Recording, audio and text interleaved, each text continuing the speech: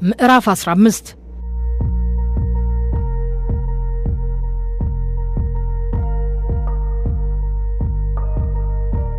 የትግራይ ጦርነት ጦር ወረደ።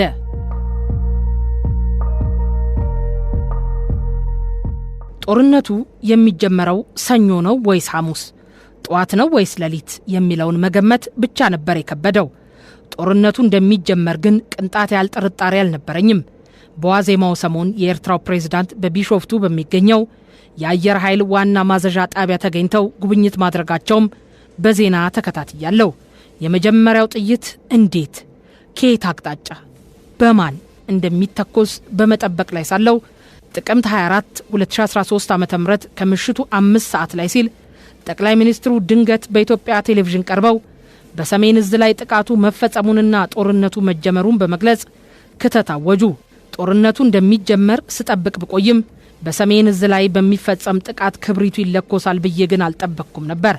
በዚያው ሰሞን የሰሜን እዝ አዛዥ የነበሩት ወደ አዲስ አበባ ተጠርተው በመትካቸው አዲስ የተሾሙት ወደ ትግራይ ተልከው ነበር።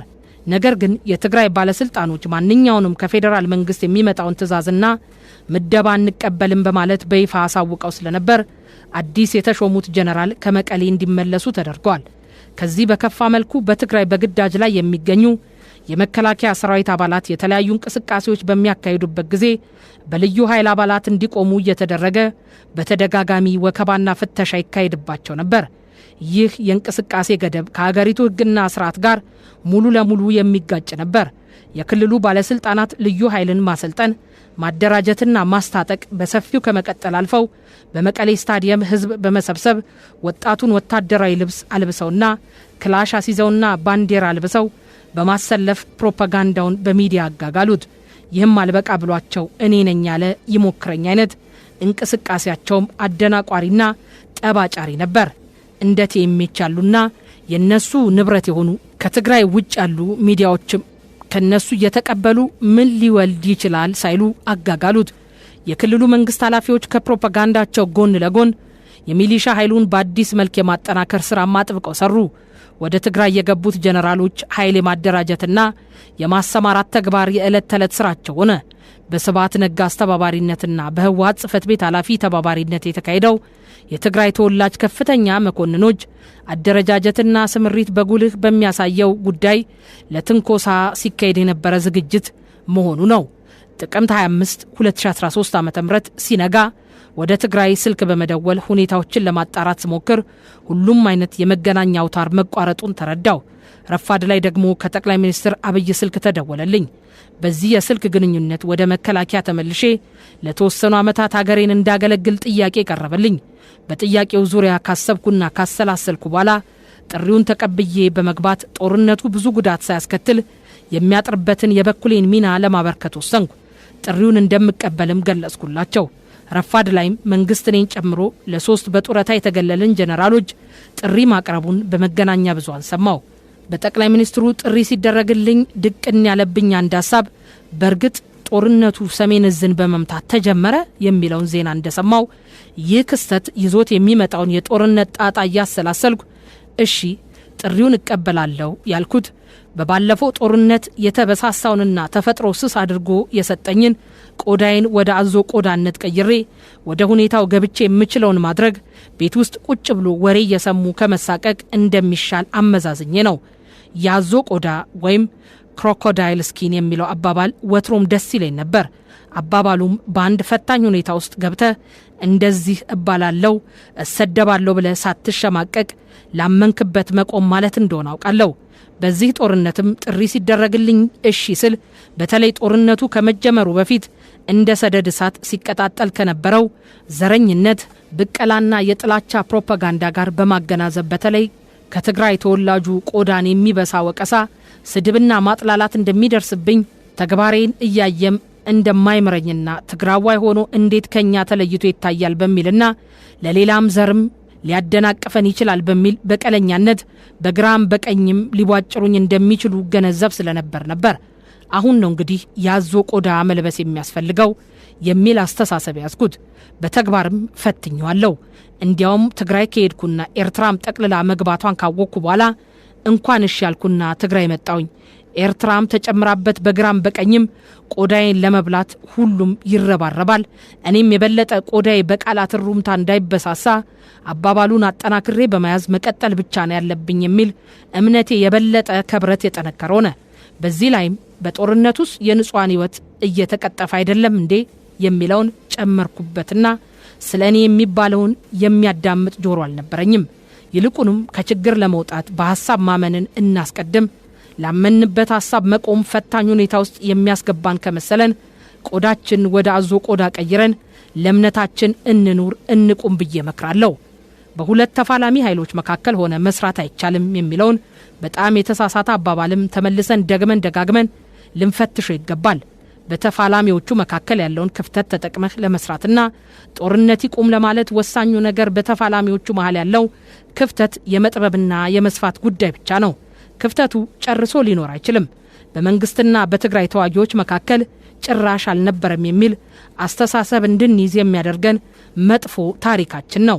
ታሪካችን የሚያሳየንና እኛም እንደ ትክክለኛ ነገር እየወሰድን ከትውልድ ትውልድ እየወረስን እያዋረስን የመጣ ነው። በተለይ በስልጣን ሽኩቻ ምክንያት በሚፈጠር ጥላቻ መሃል ስንቆም፣ ስንደራደር፣ ስንታረቅ፣ ስንቻቻል ሳይሆን አንዱ ሌላውን እስከ መጨረሻ ተዋግቶ ደም አፍስሶ ፍጹም ተሸናፊ የሆነ በመውጣት ሲገዛን ብቻ ስለሆነ መሐለኛ ስፍራ አይኖርም ብንል ላያስገርም ይችላል።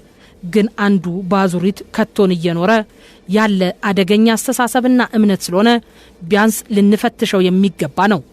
ጓደኞቼ ስለ ጠባዬ ሲያወሩ ደጋግመው አንተ ግን በተፈጥሮ አይሞቅህ አያዝልህ ይሉኛል። የኔ ምክርም በቀላሉ አትሞቁ፣ በቀላሉ አትዛሉ፣ አስፈላጊ ሆኖ ስታገኙት ግን ለራሳችሁ ወይ ለህዝባችሁ ፋይዳ ካለው ያዞ ቆዳ መልበስም ጭምር ተለማመዱ የሚል ነው።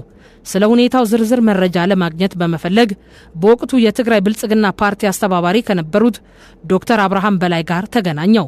ሚኒስትር አብርሃም በሰሜን ዕዝ የተፈጸመው ጥቃት ያልተጠበቀና አስደንጋጭ መሆኑን አስረዱኝ።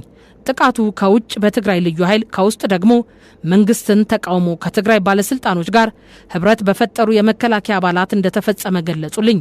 ይህም ሆኖ ግን በአዲግራትና በጠረፍ የነበረው የኢትዮጵያ የመከላከያ ሰራዊትና ሜካናይዝድ ኃይል ድንበርን ተሻግሮ ወደ ኤርትራ መሬት መድረሱን ሰማው። በተመሳሳይ ሁኔታ በአዲያቦና በሁመራ የነበረው የመከላከያ ኃይልም መረብን ተሻግሮ ወደ ኤርትራ መሬት መድረሱን አረጋገጥኩ። በምዕራብ ትግራይ በዳንሻ አካባቢ የነበረው በጎንደር በኩል ከመጣው የኢትዮጵያ መከላከያ ኃይል ጋር መገናኘቱን ተረዳው። በእለቱ ዶክተር አብይና የመከላከያ ኃላፊዎች ወደ አስመራ በመብረር ከኤርትራ ባለስልጣኖችና ወደ ኤርትራ ዘልቆ ከገባው የኢትዮጵያ መከላከያ ኃይል ጋር ተገናኝተው ተነጋገሩ። ሰራዊቱ በአውሮፕላን አስፈላጊው የሎጂስቲክስ ድጋፍ እንዲቀርብለት እየተደረገ ሞራሉ ታደሰ። የኤርትራ መንግስትም ለሰራዊቱ ምግብና ውሃ እንዳቀረበለት ሰምቻለሁ። በመቀጠል የኢትዮጵያ መከላከያ ሚኒስቴር በሌሎች የኢትዮጵያ ክልሎች ማለትም በደቡብ ክልል በወለጋና በሌሎች ቦታዎች የነበሩትን ክፍለ ጦሮች በፍጥነት በማንቀሳቀስ ወደ ትግራይ ግንባሮች እንዲላኩ አደረገ። የጦርነት ግንባሮች በአላማጣ፣ በዳንሻ፣ በሁመራ፣ በአዲያቦ፣ በዛላምበሳ ሆነው ቀጠሉ። በሁለቱም ወገን በኩል ነገር የማብረድ ሳይሆን የማጋጋልና የፉከራና ቀረርቶ መግለጫዎች በተከታታይ ቀረቡ። የትግራይ ባለስልጣኖችም ከሰሜን ዕዝ የወሰዷቸውን ሮኬት አስወንጫፊ ሚሳይሎች በመተማመን የትም ቦታ ዘልቀን እንደበድባለን ሲሉ ተደመጡ። የኢትዮጵያ መንግስትም ሁሉንም አይነት ከባድ መሳሪያዎች፣ ታንኮችና ተዋጊ አውሮፕላኖች በማሰማራት ማጥቃቱን አፋፋመ። ጦርነቱ ከተጀመረ ከሁለት ሳምንት ጊዜ በኋላ ሁኔታዎች በፍጥነት መቀየር ጀመሩ። የትግራይ ኃይሎች ለደረሰባቸው የአውሮፕላን ድብደባ አጸፋ ነው በሚል ወደ ባህር ዳር፣ ጎንደርና አስመራ ሚሳይሎችን አስወነጨፉ። ይህ ሁኔታ ከመፈጠሩ በፊት የኤርትራ ሰራዊት በሙሉ ኃይሉ፣ የአማራ ልዩ ኃይልና ፋኖ በሙሉ ኃይላቸው ከኢትዮጵያ መከላከያ ሰራዊት ጎን ተሰልፈው እየተዋጉ መሆኑ ታውቋል። ውጊያው 2 ሳምንት ባልሞላበት ጊዜ የትግራይ ኃይሎች ከሰሜን ዕዝ የወሰዷቸው ታንኮች፣ ከባድ መሳሪያዎችና ሚሳኤል አስወንጫፊ የጦር መሳሪያዎች በድሮን ተመተው ዶግ አመድ ሆኗል። በዚህ መልኩ የጦርነቱ አቅጣጫ በፍጥነት መቀየር ጀመረ። በዚህ ወቅት ጠቅላይ ሚኒስትሩ በስልክ ደውሎ አገኙኝ።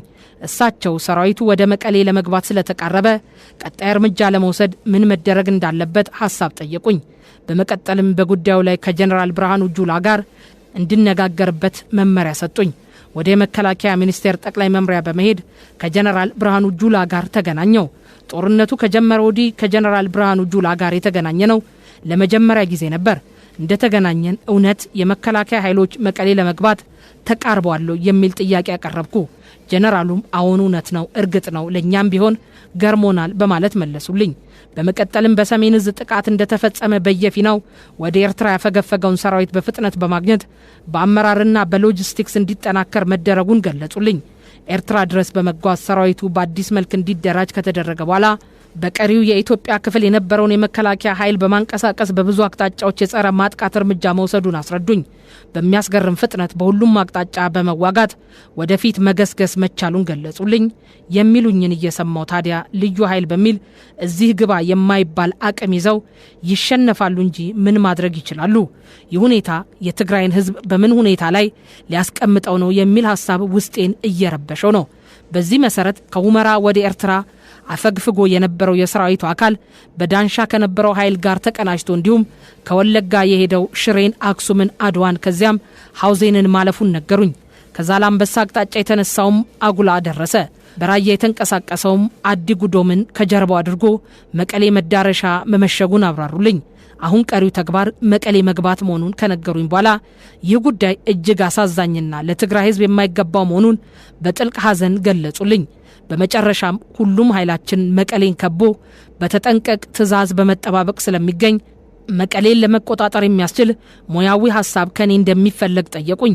አያይዘውም መቀሌ ብዙ ሕዝብ የሚኖርባት ከያቅጣጫው የሸሸ ሰላማዊ ሕዝብ የሚገኝባትና ብዙ ተቋማት ያሉባት በመሆኗ ጉዳት ሳይደርስ ለመቆጣጠር የሚያስችል ሐሳብ እንደሚፈልጉ ነገሩኝ። እንደ እውነቱ ከሆነ እጅግ ጥልቅ ሐዘን ነበር የተሰማኝ። ገና ከጅምሩ ብቃት የሌላቸው አስተዳዳሪዎች እየተመረጡ ለምን ወደ ትግራይ እንደሚመደቡ ለ10 ዓመታት ያህል ሲከነክነኝ ቆይቷል። በኢህአዴግ ቢሮ ውሳኔ የሚመደቡት ሰዎች ትግራይን ወይም ሕዝቡን ለማስተዳደር ይቅርና አንድ ወረዳን እንኳን በቅጡ ማስተዳደር የማይችሉ ነበሩ። በአንድ ወቅት ለምንድን ነው አንጻራዊ ብቃት ያላቸው ሰዎች አዲስ አበባ ላይ የሚመደቡት? ለምን ትግራይ ተመድበው የሕዝቡን ጥያቄዎች ለመፍታት ጥረት አያደርጉም የሚል ጥያቄ በኢህአዴግ ቢሮ በስብሰባ ቀርቦ እንደነበር ሰምቻለሁ። ተሰጠ ብለው የነገሩኝ ምላሽ ግን አስደንጋጭ ነበር። እንዲህ ይላል። ከትጥቅ ትግሉ መጠናቀቅ በኋላ እኮ የትግራይ ሚና እዚህ ግባ የሚባል አይደለም። ትግራይ እኮ አንዲት ክልል ያውም ዳር የምትገኝ ፔሪፔሪ ክልል ነች። ለኢትዮጵያ የፖለቲካ ስልጣኝ ወሳኙን ሚና የሚጫወቱት እንደ ኦሮሚያና አማራ የመሳሰሉት የመሃል ክልሎች ናቸው። ስለዚህ ትኩረታችንን እዚያ ነው የምናደርገው። የአሁኑ ጦርነት ሲጀመር ትግራይን ሲያስተዳድር የነበረው አካልም የትግራይን ሕዝብ ለማስተዳደር የሚያስችል እዚህ ግባ የሚባል የአመራር ብቃት የሌለው ነው። የውስጣዊ አካባቢያዊና ዓለም አቀፋዊ ሁኔታዎችን በብቃት ገምግሞና ተንትኖ በቂ ዝግጅት በማድረግ ሕዝብን ከአደጋ ለመታደግ የሚያስችል ብቃት አልነበረውም። ዲሞክራሲ፣ ልማትና ሰላምን ለማረጋገጥ የሚያስችል ብቃትና ቁመናም ፈጽሞ የለውም። የትግራይ ሕዝብ ሻዕቢያ ቀንደኛ ጠላቱ መሆኑን ገምግሞ የተረዳው ከ30 ዓመት በፊት ሲሆን የትግራይ ጀነራሎች ግን ከ30 ዓመታት በኋላ ሻዕቢያ በሙሉ ኃይሉ ይዋጋናል ብለን አልገመትንም ነበር ሲሉ ተደመጡ። የትግራይ ጦርነት ከመጀመሩ 3 ወራት በፊት በአርሜኒያና በአዘርባይጃን ሰራዊቶች መካከል ጦርነት ተካሂዶ ነበር። የአርሜኒያ ኃይሎች በእግረኛና በሜካናይዝድ ጥሩ ድል ሲጎናጸፉ ቆይተው በመጨረሻ ላይ አዘርባይጃን ከቱርክ ባገኘቻቸው ድሮኖች ተጠቅማ የጦርነቱን መልክ እንደቀየረችው ማንም ሚዲያ የተከታተለ ተራሶ ያውቀዋል። የትግራይ አስተዳደሮች ግን ድሮን የጦርነትን ሚዛን እንዴት ሊቀይር እንደሚችል ማወቅ የቻሉት ከሰሜን ዕዝ የወሰዷቸው ከባድ መሳሪያዎችና ታንኮች በድሮን ተመተው ሲቃጠሉ ከተመለከቱ በኋላ ነው። መንግስት ግን ድሮን ብቻ ሳይሆን ሁሉም አይነት የአየር ኃይል አቅሞችም አሉት። ድሮን በእርግጥ ውጤታማ ሊሆን መተጣጠፍ የማይችል ድሮን ከሚገባ በላይ ጉዳት እንዳታደርስ የሚያስችል ስልትና መፍትሄ ማበጀት የማይችል ተጻራሪ ወገን ትፈልጋለች። በአፍጋኒስታን፣ ኢራቅ፣ የመን ድሮኖች ስራ ላይ ነበሩ አሉ። ሁኔታው ግን አልቀየሩትም። ከዚህ በተጨማሪ የኢትዮጵያ መንግስት የኢትዮጵያን ሙሉ የሰው ኃይል፣ የሀብት ምንጭ፣ የትጥቅ ብልጫ፣ የውጭ ግንኙነት አቅም ተጠቅሞ እስከ መጨረሻው የመዋጋት ችሎታ እንዳለው ለመረዳት ነብይ መሆን አያስፈልግም ነበር። ለማንኛውም ከጀነራል ብርሃኑ ጁላ ጋር በነበረን ቆይታ ማል ይህንን ሁኔታ ሳሰላስል ትንሽ እንደቆየው እቅዱን አዘጋጅቼ ለማቅረብ ተስማማው። በዚህ መሰረት ነድፌ ያዘጋጀውትን እቅድ ለመከላከያ ሰጠው።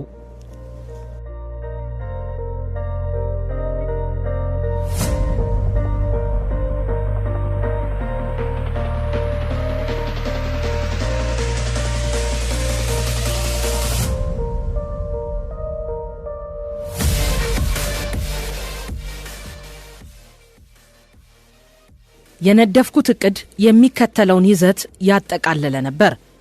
ብዙ ህዝብና ተቋም ያለበትን ከተማ ለመቆጣጠር የሚካሄድ ውጊያ በሲቪል ህዝብና በንብረት ላይ ከፍተኛ ጉዳት ስለሚያስከትል መቀሌን ለመቆጣጠር የተሰለፈው ሰራዊት በድንገት ተመትቻለሁ የሚል ስሜትና ቁጭት የያዘ በመሆኑ በበቀል ስሜት ጉዳቱን ለማባባስ ተጨማሪ ምክንያት ሊሆን እንደሚችል ከግምት ማስገባት ይገባል። የሰራዊቱ አብዛኛው ስምሪትና ልምዱ ከከተማ ውጭ ስለነበር ለከተማ ውስጥ ውጊያ ልምድ የሚያንሰው መሆኑ እንደመነሻ በቅዱ ተቀመጠ። በዚህ ጊዜ የኤርትራ ሰራዊት ትግራይ ውስጥ ስለመግባቱ በግሌ መረጃ አልነበረኝም። መቀሌ ከተማ ስለመቆጣጠር የሰጠውት ሙያዊ ምክር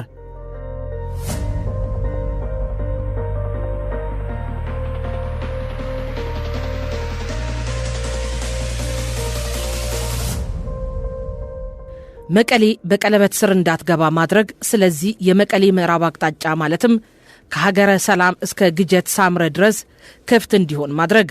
ወደ ከተማው የከባድ መሳሪያ ተኩስ ፈጽሞ እንዳይተኮስ ማድረግ። ወደ መቀሌ ከተማ የሚገባው ኃይል በመጠኑ ትንሽ እንዲሁም ቀላል መሳሪያ ብቻ የታጠቀ እንዲሆን አድርጎ ማደራጀት።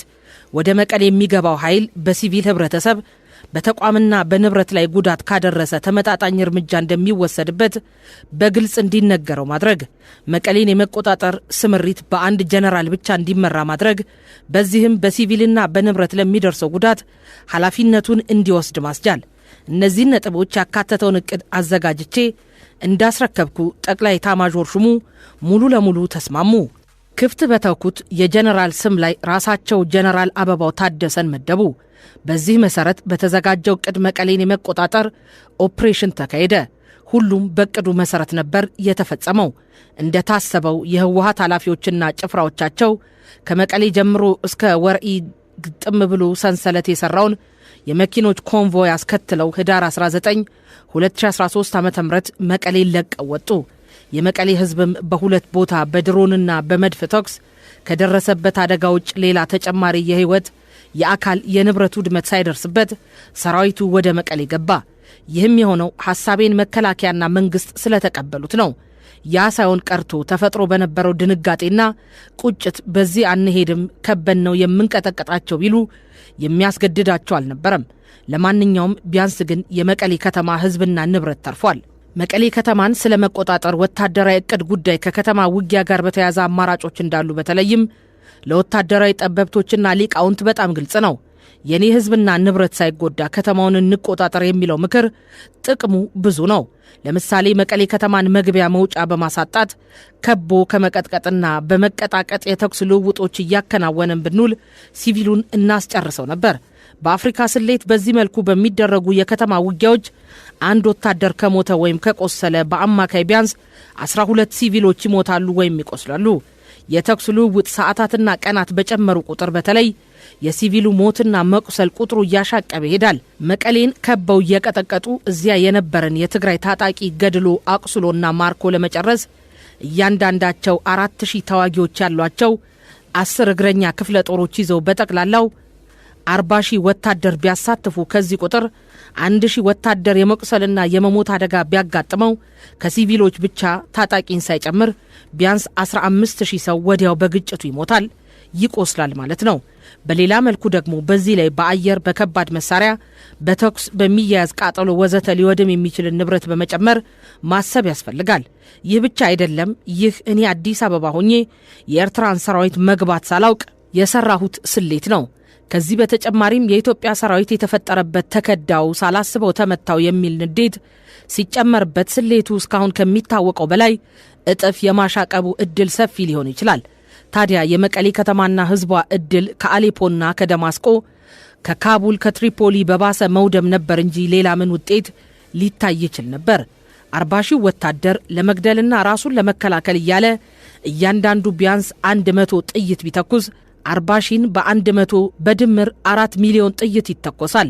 እንደ ድል ሆኖ ከ4 ሚሊዮን ጥይት 3/4ኛው አየር ላይ ቢውል 1 ሚሊዮን ጥይት ግን በሰው ህይወትና ንብረት ላይ ቢያርፍ የመቀሌ ህዝብ ብዛት ከየአካባቢው በጦርነቱ ምክንያት ሸሽቶ ከገባው የሰው ብዛት ተጨምሮበት ቢበዛ 665,000 ህዝብ ነበር ቢባል ከ1 ሚሊዮን ጥይት ግማሹ ንብረቱ ላይ ያርፋል ብንል የቀረው 500,000 ጥይት ሰው በማቁሰልና ህይወት በማጥፋት ላይ የመዋል ዕድሉ ሰፊ ነው።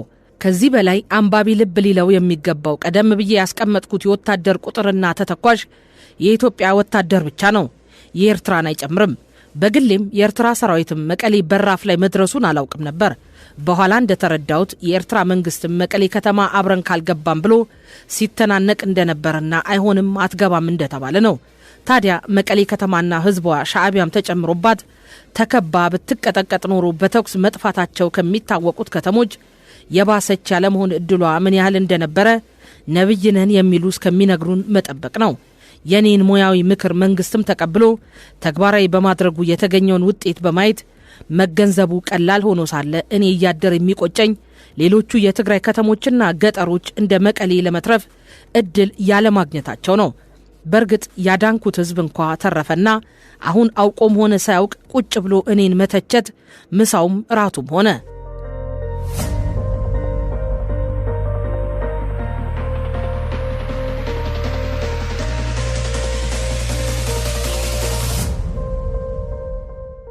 ይህ እውነት እስካሁን ሊገለጥለት ያልቻለው ትውልድ የጊዜ ጉዳይ እንደሆነ እንጂ ጊዜውን ጠብቆ እውነቱ ተገልጦለት ብዙ ይማርበታል።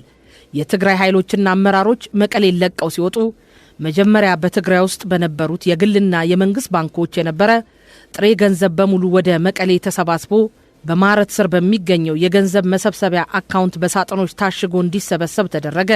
ከዛም በኤፍኤስአር ተሽከርካሪ ተጭኖ ከሌሎች ነዳጅ፣ ዱቄት፣ ሳሙና ወዘተ ከጫኑ ተሽከርካሪዎች ጋር በኮንቮይ መልክ አብሯቸው እንዲጓዝ ተደርጓል። ህወሓት በጥሬ ገንዘብ እጥረት አይታማምና የኢትዮጵያ ብር፣ የአሜሪካ ዶላር፣ የእንግሊዝ ፓውንድና ዩሮ በገፍ በመኪና ጭነው ተጓዙ። እኔ መቀሌ እንደገባው ሁሉም ባንኮች ባዶ መሆናቸውን ሳረጋግጥ ገንዘቡን ለህዝብ በትነውት ይሆናል ብዬ ነበር። ህዝቡን ብጠይቅ ግን የባንክ ደብተር ብቻ ነው ይዘን ያለነው፣ ለኛ ያስተረፉልን ገንዘብ የለም የሚል መልስ ተሰጠኝ። ይህን ሁሉ ተሽከርካሪ አሰልፈው ሲጓዙ ስለ ጸጥታና ደህንነት ለማሰብ የሚያስችል የተረጋጋ አእምሮና ቀልብ አልነበራቸውም። ጦርነት እየተካሄደ መሆኑን በሰው አልባ አውሮፕላኖች ወይም ድሮን ኢላማ ውስጥ መግባታቸውን በማመዛዘን በሚያስችላቸው ጤናማ ቀልብ ውስጥ አልነበሩም። ገንዘቡን በሙሉ ከባንክ ዘርፈው ሲሄዱ የባንክ ደብተር ብቻ ታቅፎ የቀረው ህዝብ ምን ይውጣል ብለው ለማሰብም አልፈለጉም። በየባንኩ የነበረን ገንዘብ ዘርፈው በመኪና ጭነው ለመጓዝና አክሱም የሲቪል አየር መንገድን በዶዘር በግሬደር አርሰው ቆፍረው ለማፈራረስ ብዙ ተጨንቀው ሰርተዋል። ምክንያታቸውን መረዳቱን ግን ለጊዜው ጭምር መተው ይመረጣል። መቀሌ ውስጥ ተከበው እየተርመጠመጡ እያሉ ግን ከተማውን በተኩስ ቀውጢ በማድረግ ጀነራል ባጫን ማረክ ነው፣ አሸንፈናል ወዘተ እያሉ ከተማውንና ህዝቡን ካወኩ በኋላ ህዝብና ንብረት ለማዳን ሲባል የመቀሌን ምዕራባዊ አቅጣጫ ክፍት ስለተተወላቸው ወደ ራሳቸውን በዛው ለማሸሽ ተጠቀሙበት።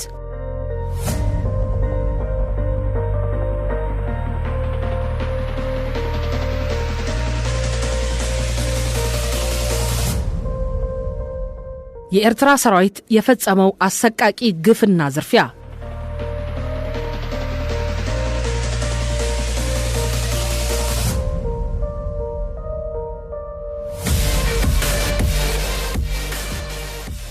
በዚህ ሁኔታ ነበር እኔም በአዋጅ ከተቋቋመው የትግራይ ሲቪል ጊዜ አስተዳደር ጋር በመሆን ወደ መቀሌ ተጓዝኩት። መቀሌ እንደገባው ግን መንፈሴን ከሚረብሽ አዲስ ሁኔታ ጋር ተፋጠጥኩ። ይኸውም የኤርትራ ሰራዊት ከመከላከያ ጎን ተሰልፎ መግባቱን መረዳቴ ነበር።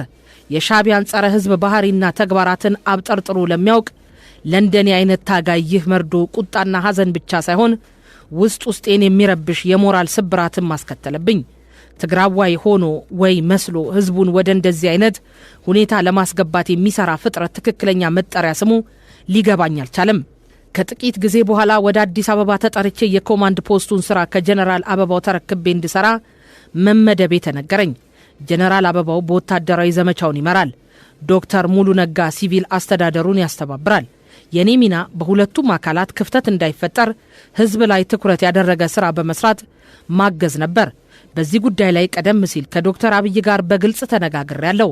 እኔ ወደ ትግራይ የሚሄደው በውጊያ ለመሳተፍ እንዳልሆነ አስረድቻለሁ። እሳቸውም በዚህ ጉዳይ በጣም ግልጽ ነበሩ። ከትግራይም ሆነ ከአማራ እንድታኮስ የሚያደርገኝ ምንም ምክንያት ስለሌለ በህዝብ ላይ ተጨማሪ ጉዳት እንዳይደርስ የመከላከል የመደገፍ ኃላፊነት ብቻ እንደሚኖረኝ ስምምነት ላይ ደርሻለሁ።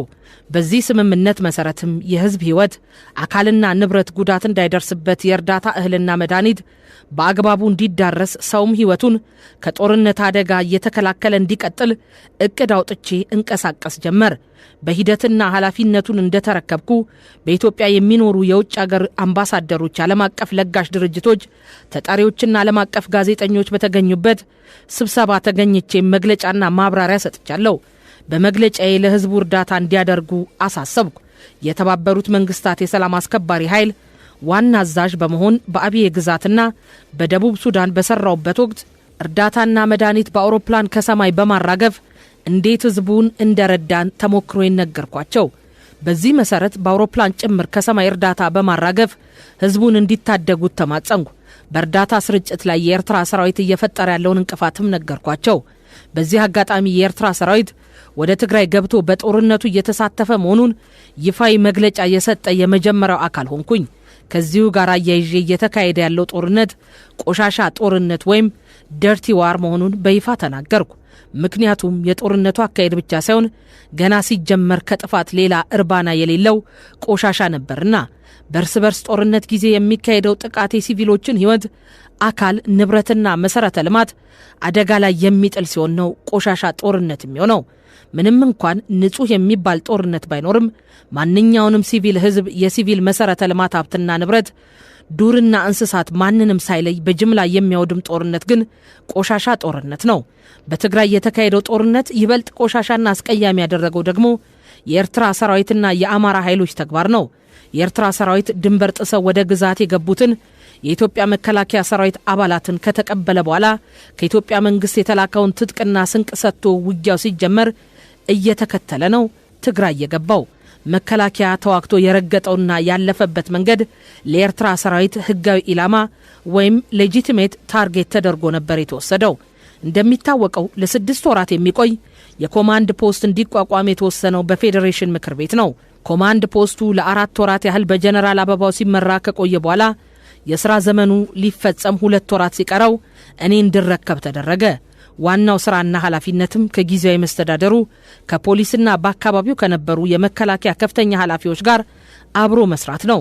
በሲቪል ህዝብ ጉዳት እንዳይደርስ መከታተል ሌላው ተልዕኮ ነው። ከዚህ በተጨማሪ እርዳታ በአፋጣኝ እንዲዳረስ መስራት የጋራ ኃላፊነት እንደሆነ አውቅ ነበር። ከዚህ ጋር ተያይዞ የአማራና ኤርትራ ኃይሎች ትግራይን ለቀው እንዲወጡ ያለመታከት ለማስረዳት ተንቀሳቀሻለሁ። የትግራይ ወጣቶች አጣብቂኝ ውስጥ ገብተውና አማራጭ አጥተው ወደ በረሃ ከወጡ ነገር ዓለሙ ተቀይሮ ጭራሽ ውድመት ሊያስከትል የሚችል ሁኔታ እንደሚፈጠር አበክሬ ለማስረዳት እኔም ሆንኩ ከኔ ጋር አብረውኝ የነበሩትም ተንቀሳቅሰንበታል። በዚህ ጉዳይ የማይጮህ ትግራዋይ አልነበረም። ሆኖም ይህንን ተልዕኮ ለመፈጸም የሚያስችል ሁኔታ አልነበረም። ገና ከኤርትራ ሲነሱ ዕድሜያቸው ከ8 እስከ 12 ዓመት የሆኑትን ወጣት ወንዶች ጭምር እንዲገድሉ መመሪያ የተሰጣቸው የኤርትራ ወታደሮች ያገኙትን እየጨፈጨፉን የገቡት። በአክሱምና በማርያም ደንገላት ወይም ዳጋ ሐሙስ የፈጸሙት ጭፍጨፋ የአውደ ውጊያ ወንጀል ነው። ከዚህ ጎን ለጎን ንብረት የሚዘርፍ፣ ከብቶች የሚነዳ፣ ፋብሪካዎች የሚነቅል፣ የጤናና የትምህርት ተቋማትን ቁሳቁስ የሚሰበስብና ጭኖ ወደ ኤርትራ የሚወስድ ግብረ ኃይል አደራጅተው ተሰማርተዋል። በእቅዳቸው መሰረት የአልመዳ ጨርቃ ጨርቅ ፋብሪካን፣ የአዲግራት መድኃኒት ፋብሪካን፣ መስታወት ፋብሪካን፣ የአክሱምና አዲግራት ዩኒቨርሲቲዎች፣ ሆስፒታሎችና ማሽኖችና ሌሎች ንብረቶች ነቅለውና ዘርፈው ወሰዱ። የግለሰቦች ወፍጮ ቤቶችና መኪኖች ሳይቀር ዘረፉ። ነዋሪዎች እንደሚገልጹት ከጀሪካን ጀምሮ እስከ ማንኪያና ሹካ የቀራቸው የቤት ቁሳቁስ አልነበረም። እንስሳት ዘልዝለው ጥለዋል፣ አርደው በልተዋል። አትክልት ወይም ጆርዲኖች ከስራቸው ቆፍረው ነቅለው ጥለዋል። 20 ዓመት ስላስራቡን ለ40 ዓመት እንደማይነሱ እናደርጋቸው የሚል ፖሊሲያቸውና አስተምሯቸውን ለማስፈጸም ሌት ተቀን ዘምተዋል። የሻዕቢያ ወታደሮች በዓለም ታይቶ የማይታወቅ ግፍ በትግራይ ሴቶች ላይ ፈጽመዋል። የሴቶችን ክብር ከመድፈር አልፈው በማህፀናቸው ብረትና ሌላ ባዕድ ነገር ከተዋል። ልጆቻቸውንና ባሎቻቸውን በፊታቸው ገድለዋል። ለቀናት እንዳይቀበሩ አግደዋቸዋል። የሻዕቢያ ወታደሮች ከሳዋ የስልጠና ማዕከል ጀምረው በቂም በቀልና በጥላቻ ዶክትሪን ነው የሚታነጹት። በአድዋ ጦርነት ወቅት አያት ቅድመ አያቶቻችሁ በትግራይ መሳፍንቶች እጅና እግራቸው ተቆርጧል በሚለው የውሸት ትርክት ስር የሰደደ ጥላቻ እንዲቀረጽባቸው ተደርጓል። ከአጼ ኃይለ ሥላሴና ከደርግ ጋር በተደረጉ ጦርነቶች የትግራይ ተወላጆች ሰላዮች ሆነው አስጠቅተውሃል የሚል የፈጠራ ትርክትም ሌላኛው የጥላቻ መሰረታቸው ነው።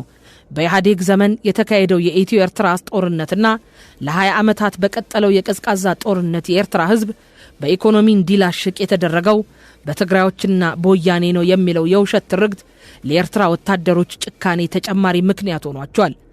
በዚህ መሰረት ሲቪሎችን በጅምላ ፈጁ፣ የሲቪል ተቋማት አወደሙ፣ ከብቶችን አርደው በመጣል የጅቦች ሲሳይ እንዲሆኑ አደረጉ፣ ሕፃናትና ወጣቶችን በወላጆች ፊት ገድለው እንዳይቀበሩ ጭምር አስገድደዋል።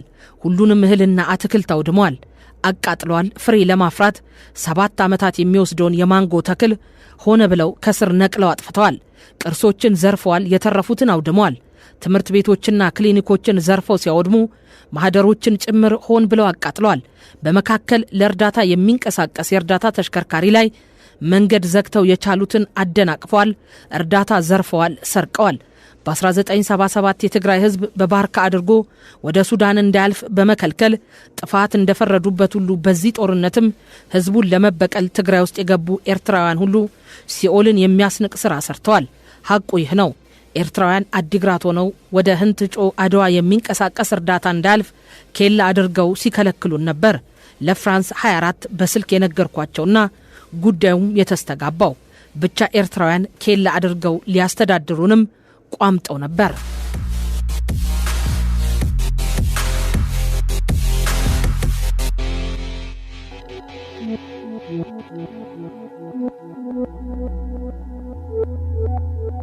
ቀጣዩን የትረካውን ክፍል ለማድመጥና በቋሚነት ለመከታተል ቀጣዩ የትረካው ክፍል ሲለቀቅ ማሳወቂያ እንዲደርሶት ቻናሉን ሰብስክራይብ እና ሼር ያድርጉ። የደወል ምልክቱን ይጫኑ።